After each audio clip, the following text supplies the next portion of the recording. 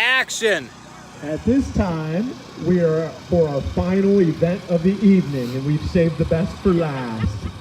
And it is Mrs. Gay, a wonderful sixth grade reading teacher, reading Holes. Thank you. I chose Holes. It is my favorite book ever. Anyone who has ever been my student knows that. Holes by Louis Safar. I'm going to read the first 4 chapters, but it's short, so snuggle in. Part 1. You are entering Camp Green Lake. There is no lake at Camp Green Lake. There once was a very large lake here, the largest lake in Texas. That was over 100 years ago. Now it is just a dry, flat wasteland. There used to be a town of Green Lake as well. The town shriveled and dried up along with the lake and the people who lived there. During the summer, the daytime temperature hovers around 95 degrees in the shade, if you can find any shade. There is not much shade in a big, dry lake. The only trees are 2 old oaks on the eastern edge of the lake.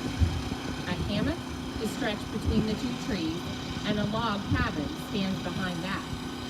The campers are forbidden to lie in the hammock. It belongs to the warden. The warden owns the shade. Out on the lake, rattlesnakes and scorpions find shade under rocks and in the holes dug by the campers. Here's a good rule to remember about rattlesnakes and scorpions. If you don't bother them, they won't bother you, usually. Being bitten by a scorpion or even a rattlesnake is not the worst thing that can happen to you. You won't die, usually. Sometimes a camper will try to be bitten by a scorpion or even a small rattlesnake. Then he will get to spend a day or 2 recovering in his tent instead of having to dig a hole out on the lake. But you don't want to be bitten by a yellow-spotted lizard. That's the worst thing that can happen to you. You will die a slow and painful death. Always. If you get bitten by a yellow-spotted lizard, you might as well go into the shade of the oak trees and lie in the hammock. There is nothing anyone can do to you anymore. Chapter 2. The reader is probably asking, why would anyone want to go to Camp Green Lake? Most campers weren't given a choice. Camp Green Lake is a camp for bad boys. If you take a bad boy and make him dig a hole every day in the hot sun, it will turn him into a good boy. That was what some people thought. Stanley Yelnats was given a choice. The judge said, you may go to jail or you may go to Camp Green Lake. Stanley was from a poor family. He had never been to camp before. Chapter 3. Stanley Yelnats was the only passenger on the bus, not counting the driver or the guard. The guard sat next to the driver with his seat turned around facing Stanley. A rifle lay across his lap. Stanley was sitting about 10 rows back, handcuffed to his armrest. His backpack lay on the seat next to him. It contained his toothbrush, toothpaste, and a box of stationery his mother had given him. He promised to write to her at least once a week. He looked out the window, although there wasn't much to see, mostly fields of hay and cotton. He was on a long bus ride to nowhere. The bus wasn't air-conditioned, and the hot, heavy air was almost as stifling as the handcuffs. Stanley and his parents had tried to pretend that he was just going away to camp for a while, just like the rich kids do. When Stanley was younger, he used to play with stuffed animals and pretend the animals were at camp. Camp Fun and Games, he called it. Sometimes he'd have them play soccer with a marble. Other times they'd run an obstacle course or go bungee jumping off a table tied to broken rubber bands. Now Stanley tried to pretend he was going to Camp Fun and Games. Maybe he'd make some friends, he thought. At least he'd get to swim in the lake. He didn't have any friends at home. He was overweight, and the kids at his middle school often teased him about his size. Even his teachers sometimes made cruel comments without realizing it. On his last day of school, his math teacher, Mrs. Bell, taught ratios. As an example, she chose the heaviest kid in the class and the lightest kid in the class and had them weigh themselves. Stanley weighed 3 times as much as the other boy. Mrs. Bell wrote the ratio on the board, 3 to 1, unaware of how much embarrassment she had caused both of them. Stanley was arrested later that day. He looked at the guard who sat slumped in his seat and wondered if he had fallen asleep. The guard was wearing sunglasses, so Stanley couldn't see his eyes. Stanley was not a bad kid. He was innocent of the crime for which he was convicted. He'd just been in the wrong place at the wrong time. It was all because of his no-good, dirty, rotten, pig-stealing great-great-grandfather. He smiled. It was a family joke. Whenever anything went wrong, they always blamed Stanley's no-good, dirty, rotten, pig-stealing great-great-grandfather. Supposedly, he had a great-great-grandfather who had stolen a pig from a one-legged gypsy, and she put a curse on him and all his descendants. Stanley and his parents didn't believe in curses, of course, but whenever anything went wrong, it felt good to be able to blame someone. Things went wrong a lot. They always seemed to be in the wrong place at the wrong time. He looked out the window at the vast emptiness. He watched the rise and fall of the telephone wire. In his mind, he could hear his father's gruff voice softly singing to him, if only the woodpecker sighs, the bark on the tree was just a little bit softer. While the wolf waits below, hungry and lonely, he cries to the moo-oo-oon, if only, if only. It was a song his father used to sing to him. The melody was sweet and sad, but Stanley's favorite part when his father would howl the word moon. The bus hit a small bump and the guard sat up instantly alert. Stanley's father was an inventor. To be a successful inventor, you need 3 things: intelligence, perseverance, and just a little bit of luck. Stanley's father was smart and had a lot of perseverance. Once he started a project, he would work on it for years, often going days without sleep. He just never had any luck. Every time an experiment failed, Stanley could hear him cursing his dirty, rotten, pig-stealing great-great-grandfather. Stanley's father was also named Stanley Yelnats. Stanley's father's full name was Stanley Yelnats III. Our Stanley is Stanley Yelnats IV. Everyone in his family had always liked the fact that Stanley Yelnats was spelled the same frontward and backward, so they kept naming their son Stanley. Stanley was an only child, as was every other Stanley Yelnats before him. All of them had something else in common. Despite their awful luck, they always remained hopeful. As Stanley's father liked to say, I learned from failure. But perhaps that was part of the curse as well. If Stanley and his father weren't always hopeful, then it wouldn't hurt so much every time their hopes were crushed. Not every Stanley Yelnats has been a failure, Stanley's mother often pointed out whenever Stanley or his father became so discouraged that they actually started to believe in the curse. The first Stanley Yelnats, Stanley's great-grandfather, had made a fortune in the stock market. He couldn't have been too unlucky. At such times, she neglected to mention that the bad luck that befell the first Stanley Yelnats. He lost his entire fortune when he was moving from New York to California. His stagecoach was robbed by the outlaw, Kissing Kate Barlow.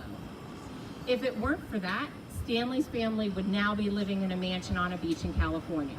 Instead, they were crammed in a tiny apartment that smelled of burning rubber and foot odor.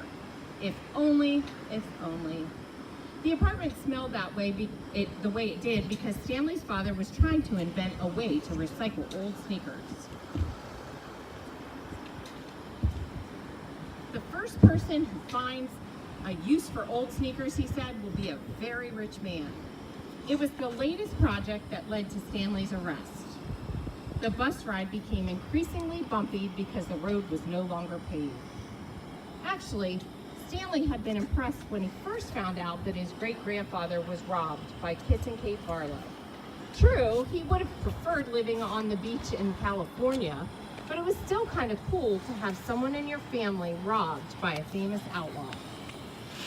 Kate Barlow didn't actually kiss Stanley's great-grandfather. That would have been really cool, but she only kissed the men she killed. Instead, she robbed him and left him stranded in the middle of the desert. He was lucky to have survived, Stanley's mother was quick to point out. The bus was slowing down. The guard grunted as he stretched his arms. "Welcome to Camp Green Lake," said the driver. Stanley looked out the dirty window. He couldn't see a lake, and hardly anything was green. Chapter 4. Stanley felt somewhat dazed as the guard unlocked his handcuffs and led him on the bus. He'd been on the bus for over 8 hours. "Be careful," the bus driver said as Stanley walked down the steps. Stanley wasn't sure if the bus driver meant for him to be careful going down the steps, or if he was telling him to be careful at Camp Green Lake. "Thanks for the ride," he said. His mouth was dry and his throat hurt. He stepped onto the hard, dry dirt. There was a band of sweat around his wrists where the handcuff had been. The land was barren and desolate. He could see a few rundown buildings and some tents. Farther away, there was a cabin beneath 2 tall trees. These 2 trees were the only plant life he could see. There weren't even weeds. The guard led Stanley to a small building. A sign on the front said, "You are entering Camp Green Lake, Juvenile Correctional Facility." Next to it was another sign which declared that it was a violation of the Texas Penal Code to bring guns, explosives, weapons, drugs, or alcohol onto the premises. As Stanley read the sign, he couldn't help but think, well, duh. The guard led Stanley into the building, where he felt the welcome relief of air conditioning. A man was sitting with his feet up on his desk. He turned his head when Stanley and the guard entered, but otherwise didn't move. Even though he was inside, he wore sunglasses and a cowboy hat. He also held a can of soda, and at the sight of it made Stanley even more aware of his own thirst. He waited while the bus guard gave the man some papers to sign. "That's a lot of sunflower seeds," the bus guard said. Stanley noticed a burlap sack filled with sunflower seeds on the floor next to the desk. "I quit smoking last month," said the man in the cowboy hat. He had a tattoo of a rattlesnake on his arm, and as he signed his name, the snake's rattle seemed to wiggle. "I used to smoke a pack a day. Now I eat a sack of these every week." The guard laughed. There must have been a small refrigerator behind his desk because the man in the cowboy hat produced 2 more cans of soda. For a second, Stanley hoped that one might be for him. But the man gave one to the guard and said the other was for the driver. 9 hours here and 9 hours back, the guard grumbled. What a day. Stanley thought about the long, miserable bus ride and felt a little sorry for the guard and the bus driver. The man in the cowboy hat spit sunflower seed shells into a waste paper basket. Then he walked around the desk to Stanley. "My name is Mr. Sir," he said. "Whenever you speak to me, you must call me by my name. Is that clear?" Stanley hesitated. Yes, Mr. Sir," he said, though he couldn't imagine that that was really the man's name. "You're not in the Girl Scouts anymore," Mr. Sir said. Stanley had to remove his clothes in front of Mr. Sir, who made sure he wasn't hiding anything. He was then given 2 sets of clothes and a towel. Each set consisted of a long-sleeve orange jumpsuit, an orange t-shirt, and yellow socks. Stanley wasn't sure if the socks had been yellow originally. He was also given white sneakers, an orange cap, and a canteen made of heavy plastic, which unfortunately was empty. The cap had a piece of cloth sewn on the back of it for neck protection. Stanley got dressed. The clothes smelled like soap. Mr. Sir told him that he should wear 1 set to work in and 1 set for relaxation. Laundry was done every 3 days. On that day, his work clothes would be washed. Then the other set would become his work clothes, and he would get clean clothes to wear while resting. "You are to dig 1 hole each day, including Saturdays and Sundays. Each hole must be 5 feet deep and 5 feet across in every direction. Your shovel is your measuring stick. Breakfast is served at 4:30.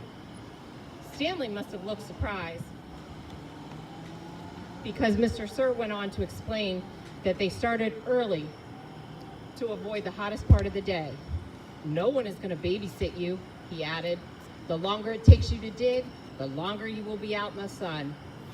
If you dig up anything interesting, you are to report it to me or any other counselor. When you finish, the rest of the day is yours. Stanley nodded to show he understood.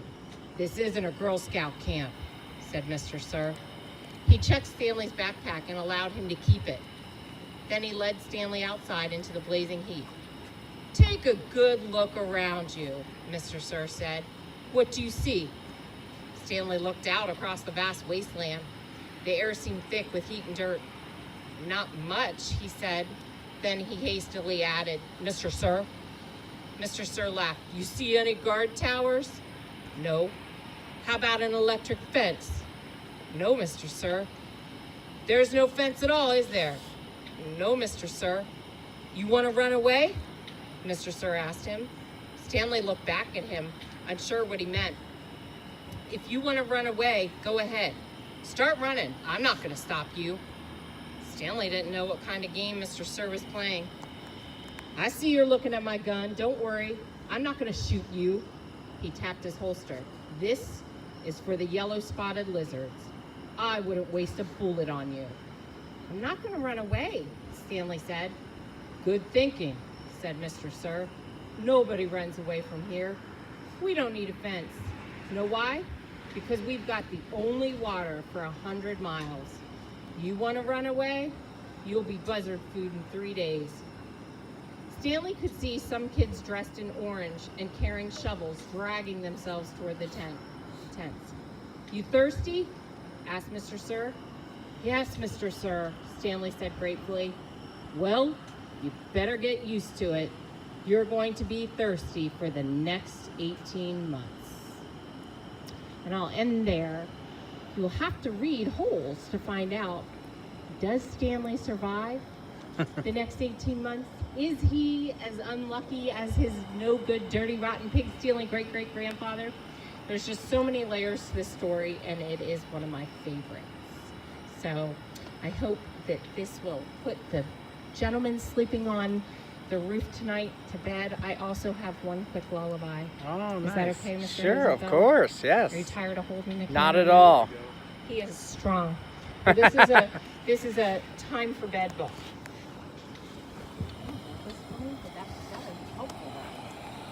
Because this one everyone could see. This is called Time for Bed. Here. It's time for bed, little mouse, little mouse. Darkness is falling all over the house. It's time for bed, little goose, little goose. The stars are out on the loose. It's time for bed, little cat, so snuggle in tight. That's right, like that. It's time for bed, little calf, what happened today that made you laugh? It's time for bed, little foal, I'll whisper a secret, but don't tell a soul. It's time for bed, little fish, so hold your breath and make a wish. It's time for bed, little sheep, the whole wide world is going to sleep. It's time to sleep, little bird, so close your eyes, not another word. It's time to sleep, little bee, yes, I love you, and you love me. It's time to sleep, little snake, good gracious me, you're still awake. It's time to sleep, little pup, if you don't sleep soon, the sun will be up. It's time to sleep, little dear, the very last kiss is almost here. The stars on high are shining bright. Sweet dreams, my darling, sleep well. Good night. It's Aww. time to sleep, Hosenfeld, Healy, and Regal. Yes. If you don't sleep soon, you'll be tired little eagles. Thank you, Mrs. Gay. Have a great night. And with that, we're going to sign off for tonight. Thank you for joining us for the party. Again, it is almost 8:30, which is the perfect time to get ready for bed. Brush your teeth and do a little bit of reading before lights are out. We'll see you bright and early tomorrow morning. Have a good night, Good Hope.